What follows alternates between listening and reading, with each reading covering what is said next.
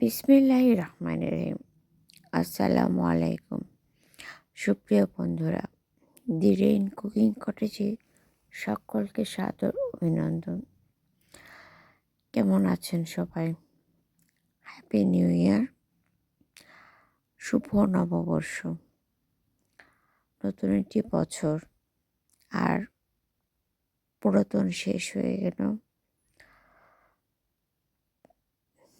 সকলকে একরাশ প্রীতি ও শুভেচ্ছা জানিয়ে আমার আজকের এই ভিডিও।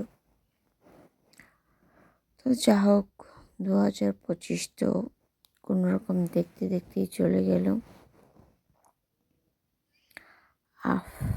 আর এই কনকনে শীতে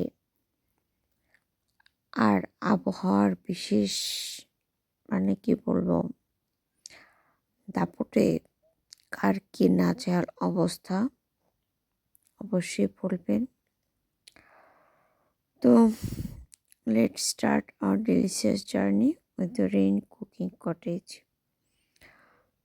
দেখুন, চুলোয় কিন্তু হাঁড়ি বসানো হয়ে গেছে অলরেডি। আর আজকে করব কড়াইশুঁটি পোলাও বা আলু মটর পোলাও। কেমন, একটু বিরিয়ানি টাইপের। আর এটা কিন্তু দেখুন, আমি বেশ অল্প একটু তেল দিয়ে দিয়েছি। আর বোনের ছেলে শ্যুট করে দিচ্ছে। আর এই কড়াইশুঁটিগুলো গত 1 বছর আগে স্টোর করা। দিয়ে দিলাম পেঁয়াজ কুচি। ও নিজের হাতে দিয়ে দিয়েছিল, বাছাই করে দিয়েছিল। আমার মা তখন আইসিইউতে ভর্তি। এই যে সেই স্মৃতিময় কড়াইশুঁটিগুলো, পেঁয়াজ, আলু আর কড়াইশুঁটিগুলো দিয়ে দিলাম। আর এখন রজব মাস চলছে। এটা যারা শীতকালে রোজা রাখেন, দিয়ে দিলাম লবণ, কেমন, আর হলুদ গুঁড়ো,